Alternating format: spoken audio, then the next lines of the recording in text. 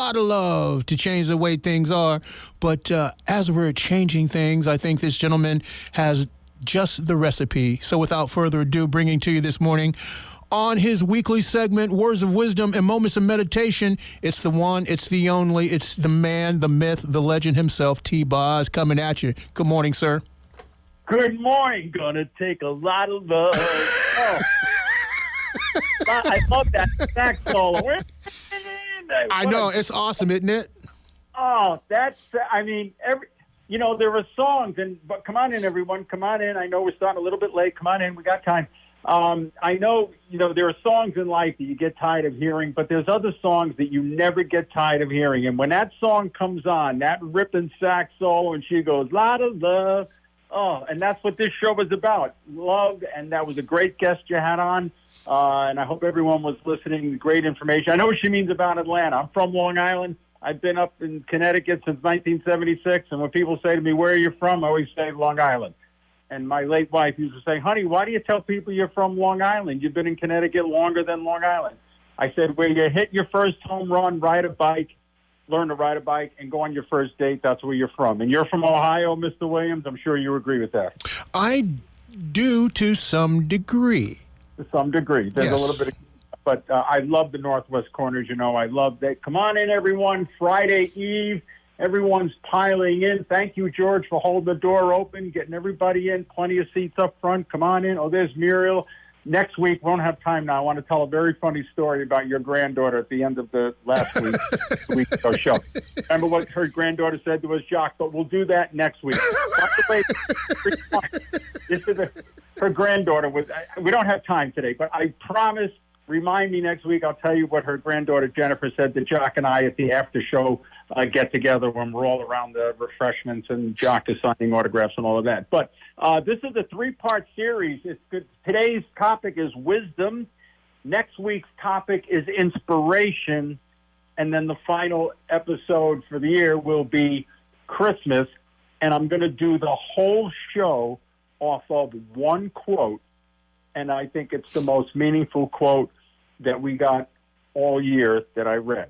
So that show is going to be a special Christmas message, but the entire talk will be built off of one complete quote.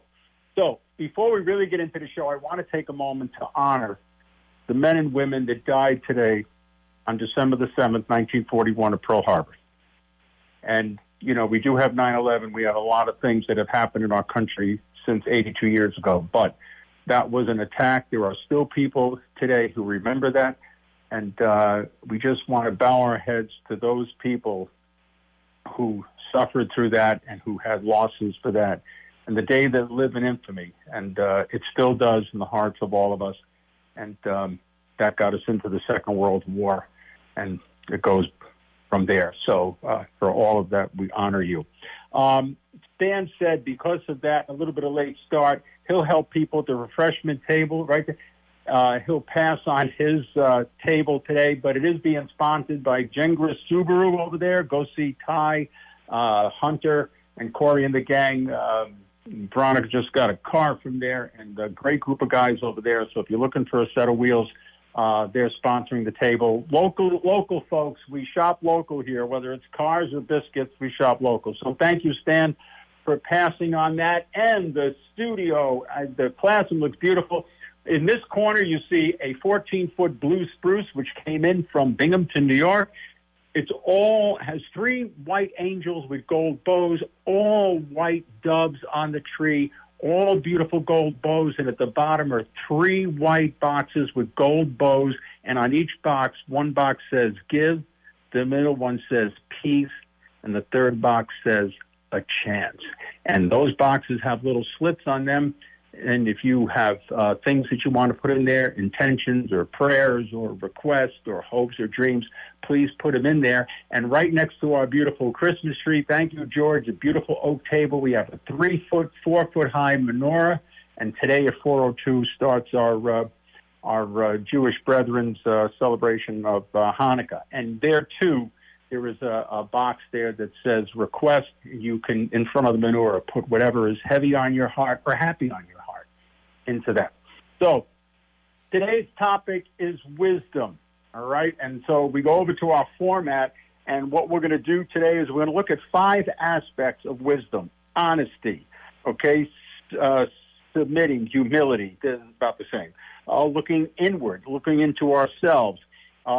What do we do with wisdom? How do we use wisdom, okay? But first, let's define wisdom. We go over to our big Webster dictionary, and it says, wisdom is the quality of having good judgment. Boom. So wisdom, having good judgment. We're all old enough in the classroom to know that we've made decisions, good or bad, and have we made good judgment? Now, if we look further down, we look into the book of wisdom, which is in the Bible, and chapter 7, verse 30, and it says, wickedness prevails not over wisdom. Wow. Now, a lot of you are probably saying, wow, what are you saying? What do you mean wickedness does not prevail over wisdom? We've got Palestine. We've got that dummy Putin over there in the Ukraine. We've got all these things. All I see, Boz, is wickedness. But you're telling me that God says that wickedness prevails, but it is not over wisdom. We look further down and we find out that it says, wisdom does not come from God. Wisdom is God. Boom. Wisdom does not come from God. Wisdom is God. Wisdom will prevail over wickedness. And we're going to go through a series of that in a minute. But though our hearts are broken when we hear of these things, the shootings that we heard this year, we're saying, where is wisdom? Where is she? Okay, in the book of Proverbs, talking about wisdom as a she, and we're going to get to that too. So where is this wisdom? It just looks like wickedness prevails. Well, we're going to get to that in a minute. There are other words that are synonymous with wisdom: intelligence, foresight, insight, prudence. A lot of these talk about the thought process, but nothing really talks about judgment like the word wisdom. Now, there are people who are intelligent, but they are evil. Hitler, bin Laden, Putin, right? You've never heard someone say, if someone is evil, they are wise. But intelligence can be evil. So it's different than wisdom. I mean, when you look at 9/11, whether we like it or not, that was a mastermind of a military maneuver, what those animals did to us, okay? But would you call bin Laden wise? Would you call Hitler wise? Now, Hitler is intelligent enough that he conceived the Volkswagen car that a lot of us drive today. Okay? He conceived it, and it was his friend Porsche who actually took it and built the car, but he conceived it. Volkswagen means the people's car. So Hitler is intelligent, but you call him wise? What is wisdom? How do we find wisdom? How do we use it? That's what we're going to go through. First out of the box, Thomas Jefferson says, honesty is the first chapter in the book of wisdom. Boom. So one aspect of wisdom, one quality of wisdom is honesty. Was Hitler and those guys honest to their people? No, they lied to them. They converted their minds for their own manipulative cause. That's not wisdom. And in the end, who won the World War? Who liberated the Jewish people? So wisdom does prevail. It takes time. It doesn't happen overnight, but wisdom will prevail over wickedness. So Thomas Jefferson, the third president of the United States, says honesty. So are we honest with the people that we talk to? Are we honest when we seek wisdom? Are we honest when we seek advice? This show is all about inwardness, boys and girls. Before, as I say this all the time, before we point the finger at our brother-in-law, we have to point the finger at ourselves.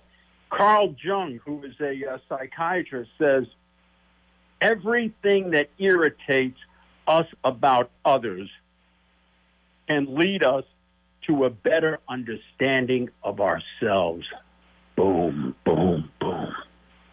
Are we honest with ourselves? Are there things about people that irritate us? Why do they irritate us? It gives us a better understanding of ourselves. It gives us an understanding of what we are made of, what's going on in our heads and our hearts. Okay? So wisdom, first, as Jefferson says, honesty, first begins to turn inward. Before you can seek wisdom and get wisdom, and provide wisdom, you've got to be wise enough to know yourself. Shakespeare, let thy known self be true, right? So Jefferson and Paul Jung are on the same page. We're going to get into the book of James. Do we have time? Yes. Okay. So we look at the book of James, okay? This is the second aspect of wisdom. Chapter 1, verse 5, and it says, if any of you lacks wisdom, you should ask God, who gives generously with not finding fault, and it will be given to you over and over again. So if you feel that you're lacking wisdom, so you're honest with yourself, right? Gee, I want to be wise. I want to make good judgment. The choices you make you, Father Dave always tells me. He says, Boz, the choices you make you. You want to have good judgment. Wisdom is God. So where's the first place to go? To God. If any of you is lacking wisdom, ask God. He gives it generously to you.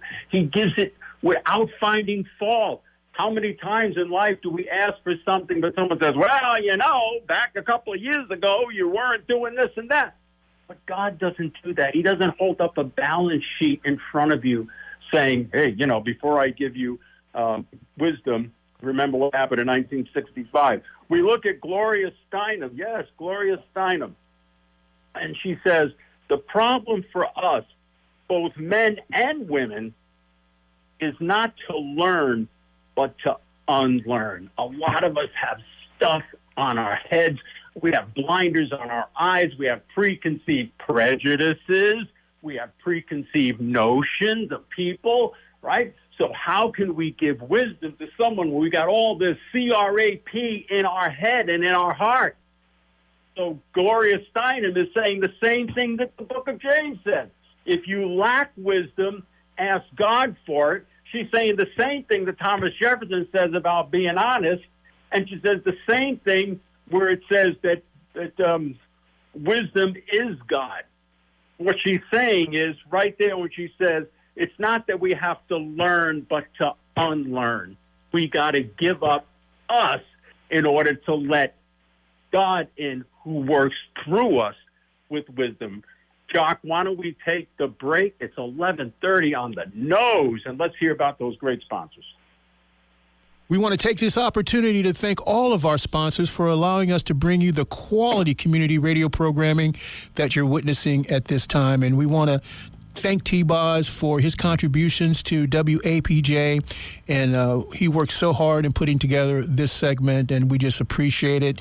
And I hope that everyone that is listening is gaining the benefits from understanding how these concepts can be just advantageous to not only your overall life, but how you can instill these concepts into your friends, your families, and your community members. So we thank you, T-Boz. And with that being said, we're ready for more Wars of Wisdom and Moments of Meditation. Thank you. And it's so true. This show helps me. I'm sitting in the front row like the rest of you. Okay? So this show is about, we say it all the time, to create a better world, a better Torrington, a better Dawes Avenue. It starts with us. When we're responsible for ourselves and the way we think and act and treat other people, then we can go out and change the world. We look at what Hudson Taylor, he is the founder of Athlete Alley. He was a former wrestler. He says this, I used to ask God to help me. Then I asked if I could help him. Boom. Wisdom, God working through us. So right there, he's honest, as Jefferson says.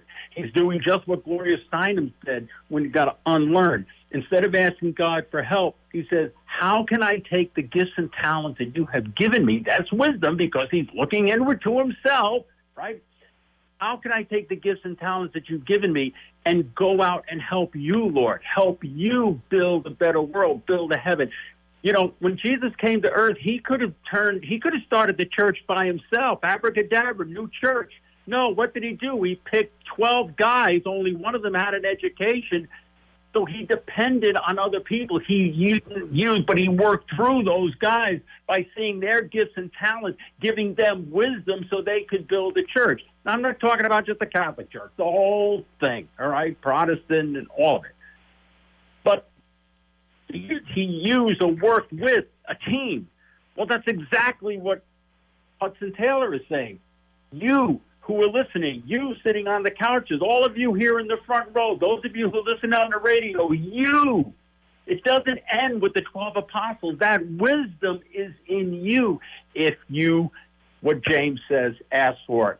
Rumi, who is a mystic and 13th century poet, says, yesterday I was clever, so I tried to change the world. But today I am wise. I am changing myself. Wow. Changing himself. Exactly what Jung said. He's changing himself. You know, first think, oh, yeah, I'm going to change the world, right? We're all 20 years old. I'm 66 now. You think it's all about you. I'm the man. I'm the guy. Everybody's here to see me. But not so. They're not here to see me. They're here to see we. We talked about community a couple of weeks ago. Okay? So Rumi is saying, I thought I was great when I thought I was going to change the world. I was wise when I changed myself. Exactly what I said at the opening of the show. Changing oneself. We look at Corinthians, says, just chapter 3, verse 18. Do not deceive yourself. Do not deceive yourself. If any of you thinks that you are wise by the standards of this age or by today's standards, you should consider yourself fools. In order to become wise, you've got to consider yourself fools. Why? What Steinem said, unlearn. So wisdom starts with Thomas Jefferson's thought of honesty. Then it goes into submitting yourself to prayer and rendering yourself to a higher authority, if you will, and then taking that rendering, okay, and then saying to yourself, I'm not going to be considered wise by today's standards. I'm going to be wise by the standards of what's right. Hitler and bin Laden thought they were wise by today's their standards. That's what they thought, but they were wrong because both of them didn't win. Yes, we have Putin too, but in the end, boys and girls, we will win, and I don't mean in war. We'll win. That's what the Christmas message is about. We're going to talk about in 2 weeks. That's what the season of Advent is about, the hope, the dreams of better to come. Better will come. But we have to do some of these things that they say there. Okay, Corinthians, we also look at this. We are not what we know, but we are what we are willing to learn. Thomas Jefferson also said you never stop learning. So what are we willing to learn? Also, learn means change. What are we willing to learn so that we can make right decisions in our lives? So we can make right decisions and be guidance for our children, our grandchildren, our friends, our neighbors, relationship. Wisdom is not intelligence. The wisest person I ever knew was my Aunt Margie. My aunt, when my wife came into the family, she was Irish, they used to say, Irish. And my grandfather didn't like Irish, and my mother wasn't crazy about Irish. My mother wanted me to marry an Italian girl, okay? But my wife comes in a family, white skin, blue eyes, brown hair. She doesn't look Italian. And my mother didn't like her. This is 1978. This isn't 1930. My mother didn't like her because she wasn't Italian, and her family was poor. My mother was a little uppity, okay? I never airbrushed my parents in. So one Sunday, my Aunt Margie, which is my mother's oldest sister, they were at the kitchen sink. It was time of year when windows are open. They were cooking something, obviously. And I had brought my wife to the house my parents had in Huntington, Connecticut, and I was showing her the different things. I had made some flower boxes and flower beds for my parents and all that stuff. And my Aunt Margie says to my mother, she understands him. My Aunt Margie could see, though my Aunt Margie went to what they called slow school back in the 20s and 30s. Okay, of the 10 children, she had the hardest time with education. She went to slow school, my mother called it. And she said to my mother, she understands him. That's wisdom. She could see that 19-year-old girl who wasn't Italian understood me. After my Aunt Margie told my mother that boom, the barriers were down and she was accepted. Because why? My mother respected her sister because she knew she was wise. And she understood that my aunt, though she didn't have a degree and a bunch of ribbons to prove it, had the wisdom because she was honest. She relied on God and she knew herself. And she could see in that young girl a future for me. Many years later, when I met Veronica, my mother, not as eloquent as my aunt, when she met Veronica, said to me, she took me into the living room. Veronica was there. She goes, sit down. I sit down. She says, she's perfect for you, meaning Veronica. Don't blow it. That's my mother. That's her wisdom. You know, some guys can't find one. God bless me with two.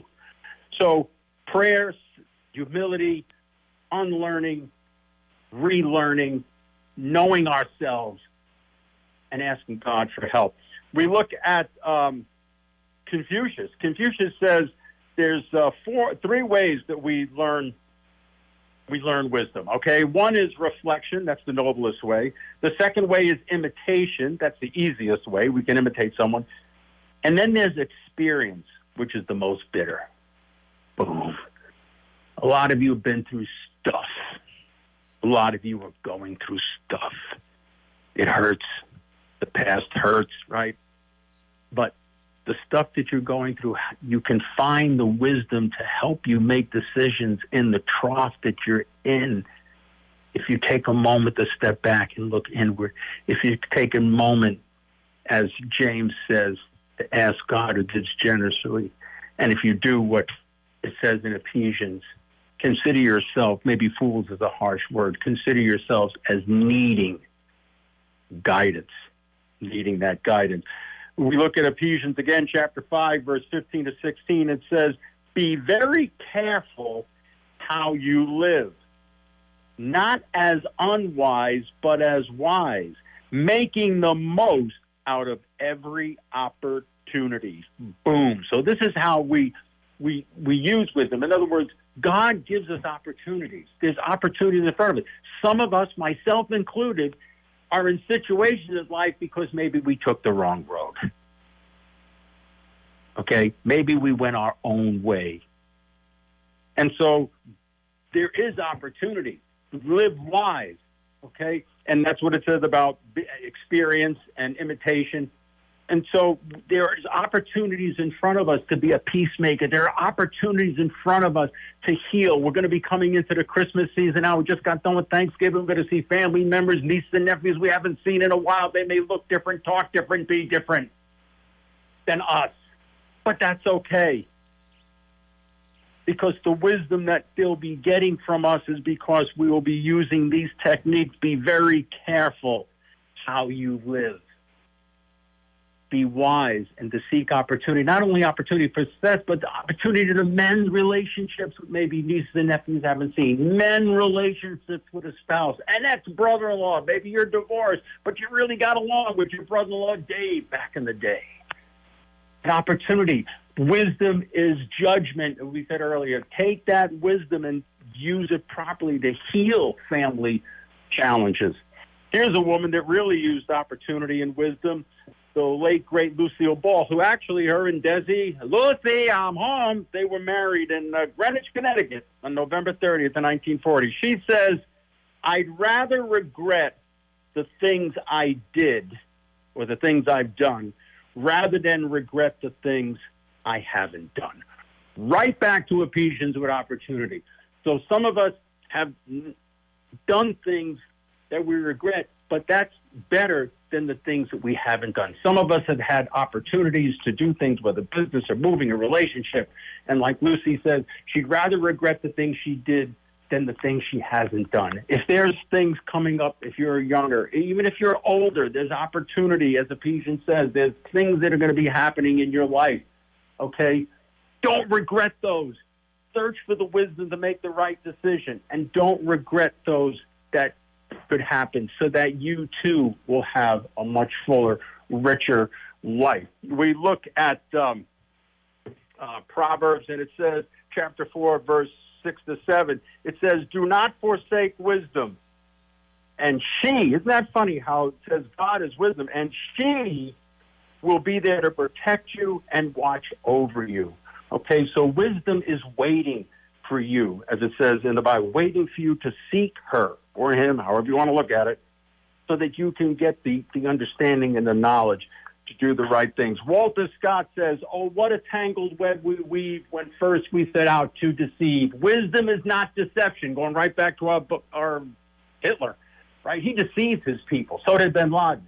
Oh, what a tangled web we weave when first we set out to deceive. Are we deceiving people? Are we deceptive or are we receptive? How are we using our wisdom? If we're wise, if we consider ourselves wise, not educated, not intelligent, but if we're wise, are we using that in the proper way, or are we manipulating and deceiving people into seeing our way? It's not about our way. It's about the right way. Oprah Winfrey has a great quote. She says, turn your wounds into wisdom. Okay, so just what experience. So a lot of you have wounds, not physical wounds, but heart wounds. Like I talk about my late wife and my girlfriend Veronica, who today is the 10-year anniversary that her husband passed. We take those wounds, we mend them, and we form experience, and we turn that into wisdom so that if people need to talk to us about losing a spouse or going through a grief process, those of us in the room who went through that with me, we can offer good advice because we're honest with ourselves, and we take that and we take something bad and transform it into something where it can help another person. And so wounds can be turned into wisdom. Chinese proverb, now we're getting to the takeaway. Tell me and I'll forget. Show me and I might remember. Involve me and I will understand. Involve me. Are we involving people, our kids, our grandchildren, our spouse? Or are we dissolving people with our wisdom? If you want someone to get wise, involve them in your life. Just don't leave. Just don't say, well, I'm so busy working. I don't have time for you, honey, to go pick up a Christmas tree or whatever it is. Involve people in your life. Bring them in. Just what Jesus did with the 12 apostles. What did he say? Come follow me. He didn't say, go do this. He said, come follow me. He involved them, and look what happened. So, Chinese proverb, are we involving people in our life? Wisdom also gives us a great sense of security, contentment. It even says in Proverbs 19, verse 8, the one who gets wisdom loves life. The one who cherishes understanding soon will prosper. And prosper doesn't only mean money, and nothing against money, but prosper in your relationships with people. What are we all going to do this holiday season? What do we cherish the most? People around the table, people around the tree. Remember one thing, boys and girls, anything under that tree is not even close to the people standing around it. When someone dies, you don't say, oh, I got them a sweater that Christmas. You miss the fact that Nana or Grandpa or Uncle Joe is not with you anymore. That really is the gift. Helen Keller says that wisdom is love, light, and vision. Isn't that interesting from a woman who couldn't see? And that's really what everyone's saying today. Love, light, and vision. When you love and when you have light, you can have a vision and you have wisdom. Here's our takeaways. There's two. I couldn't make up my mind, so let's roll through these because we got a great song. Margaret Fuller says this: if you have knowledge, let others light their candles in it. Boom. Just what we said earlier about the different people that we quoted, Thomas Jefferson, Oprah Winfrey, and on the list goes, right? So if you have knowledge, you have wisdom, let others light their candle in it. Just what the Chinese proverb said, involve, right? Just what Walter Scott said, don't deceive. And just what Hudson said when he said, I asked God how I can help him. And here's the final takeaway, and this is Edith Wharton. She's an American short story novelist. Actually, you can go see her house up in Great Barrington. Lady Boz and I have been there a couple of times. It's beautiful. You guys should go there. It's right up the road. Okay. So here's what she says, and I think this is beautiful. There are two ways of spreading light: to be the candle or the mirror that reflects it. Boom. You can be the candle, but boys and girls, let's be the mirror. So when people look in, we reflect out that wisdom, that light, that love, that vision that Helen Keller talked about, that submission about unlearning, what Gloria Steinem talked about. Let's be the mirror so we can lift not only people, lift ourselves first, but lift the community to a higher place. And there we will find the Hanukkah and Christmas message. Jock, quick words, and then let's get to that song. There are no words to quite describe your monologue this morning, T-Boz. All I can tell you is that we're glad to have you back after a brief hiatus, and it's just so heartwarming to know that the time and energy that you put into your presentations each and every week just seem to it's like an Oreo cookie. It always hits the right spot. Let's hope they have Oreo cookies at Toho Lounge tonight. And you'll see that I have a face for radio. Happy Hanukkah to our Jewish brethren. Merry Christmas. Stan, thanks. We'll get to you next week. He'll help you with your refreshment needs. George by the door, thank you for setting this all up. Be yourself, everyone. Everyone else is taken. Jock, spin the vinyl. Reaching higher ground with Stevie Wonder.